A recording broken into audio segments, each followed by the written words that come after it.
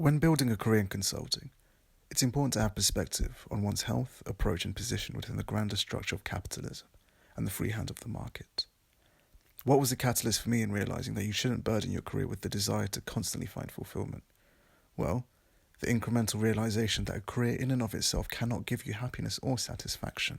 In fact, the pursuit of career is why I probably paused my own creative pursuits over the last few years. Whether it's writing, whether it's poetry or playing the guitar, I put everything into finding myself through a job and a career.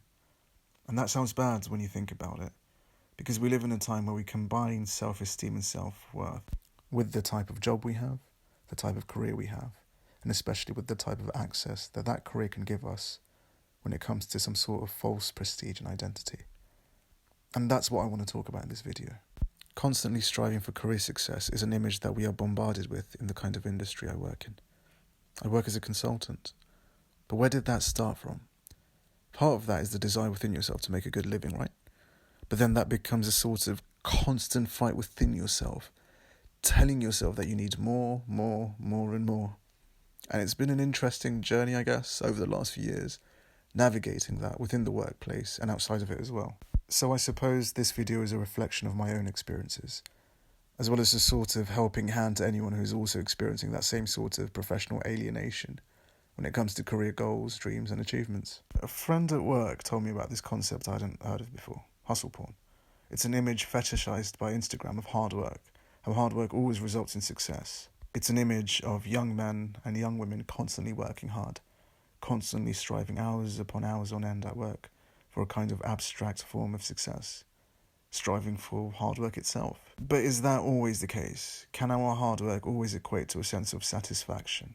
And therein lies the difficulty, because the rewards of that kind of hard work become equated to satisfaction. But I'm a big believer that ultimate fulfillment comes from inside. You have to find your own sense of self-esteem within you that's away from whatever currency fulfillment has in the workplace. Fulfillment is a false currency that we've attached to a career path. Fulfillment ought to come from an acceptance of one's own self, to be comfortable with who you yourself are as a person. So what is the purpose of work? Firstly, let's address the primary basis of what the job gives you.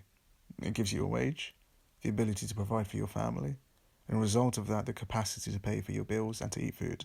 But at some point, work needed to be more. Work needed to provide a sense of esoteric achievement. In a sense, we have this kind of dichotomy between passion versus reality, achievement versus desire, success versus satisfaction.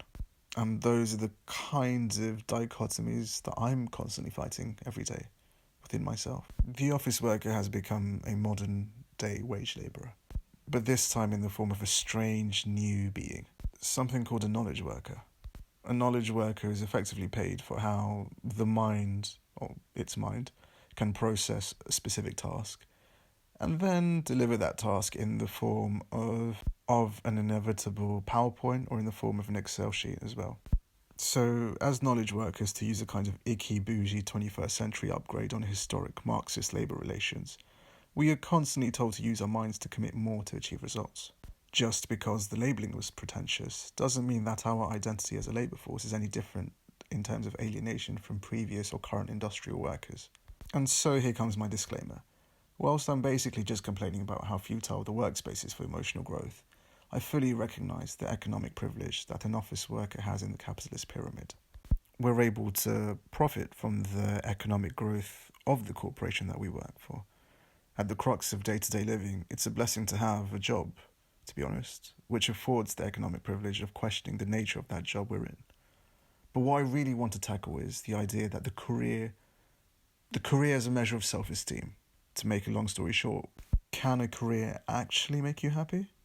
Well, I'll try to answer that through my own journey. I studied English and American literature for my bachelor's.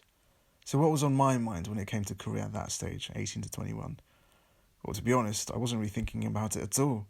Studying literature was such an immersive experience in and of itself that actually being able to understand and put myself into some of the historical context of the writers I was reading was amazing.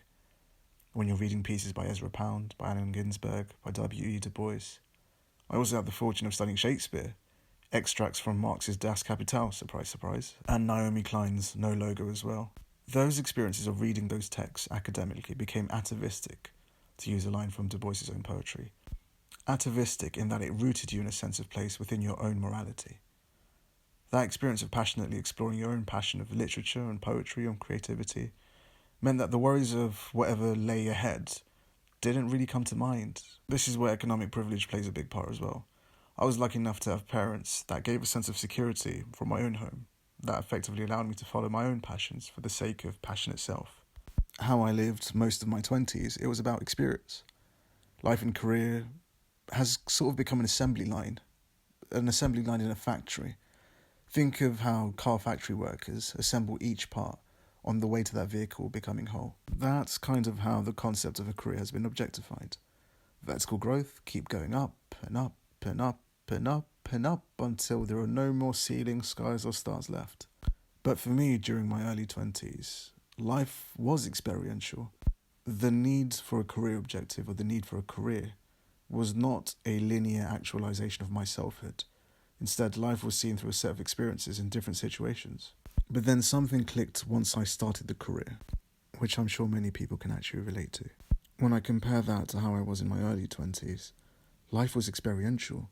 And now I kind of have forced myself to change my perspective and become more rigid in terms of what a career should be and shouldn't be.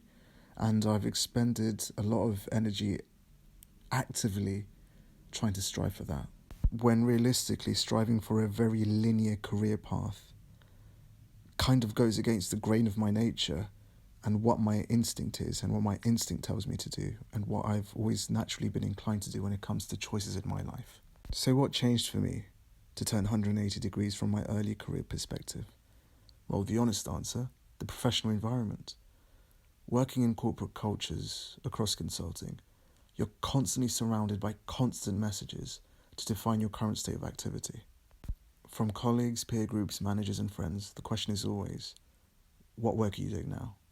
What are you on now? The state of staying busy is somehow a signifier of your professional self-worth. You're always driving for the next step. And once you finish the project, what's the next project? Once you finish a task, what's your next task? Once you receive feedback, when's the next feedback? If you get promoted, when's the next promotion cycle? Or after this role, when's the next role? This constant striving for the next thing becomes a part of your career DNA. Of course, the nature of progression in any career, and especially in consulting, means you're constantly going from one project to the next. So by virtue of this, succumbing to progression means you as an individual have to adapt and constantly stay in flux within consulting. In music and hip-hop, a constant question artists have to face is, what have you done for me lately? Basically, what have you released recently to help you stay relevant? That's the unfortunate malaise of the microwave music culture that we're in. In this regard, consulting probably reflects our own social microwave culture more than any other social professional context. It's about what have you done for me lately, seen through the constant tangibles of chargeable hours, client work, and feedback. Your cachet means nothing. And I suppose that's relatively normal in all lines of work. If you're a lawyer, it's all about the next client, or the next matter, or the next piece of legal work. If you're a musical artist, it's all about your next record. If you're a footballer, it's all about your current performance, not last season. How many goals are you going to score this season, not what happened last season? I suppose even in agricultural industrial production, without a current crop, your yield is low in times of harvest. And I get that. But I'm starting to wonder if that constant mental pressure and mental mind frame to figure out what comes next in life sits well with my own disposition. Because when it comes to constant striving for what's next in my career, when's the next project, when's the next role, what's going to happen next year, when's the next promotion, you almost start to feel that you need a strategic approach in your life. On the other hand, I've always been very instinctive. For example, when I wanted to do my undergraduate in English and American literature instead of English literature, that was instinctive. When I took the opportunity to do a legal internship in South Africa, that was instinctive. I want to do it, let's go for it. When I wanted to quit my last job and do another master's instead, that was instinctive. In my own mind, my story has almost been a series of instinctive moments strung together in a loom. So in the words of Outlandish, life is a loom in the threads of the days. But in the last couple of weeks, everything changed again. And I started to see my life again how I did in my early 20s. I came back to my nature. So in the next video, I'm going to go into what changed again for me and what made me go 360 and start questioning why constantly striving for what's next in the career path isn't healthy and how to find fulfillment within myself again.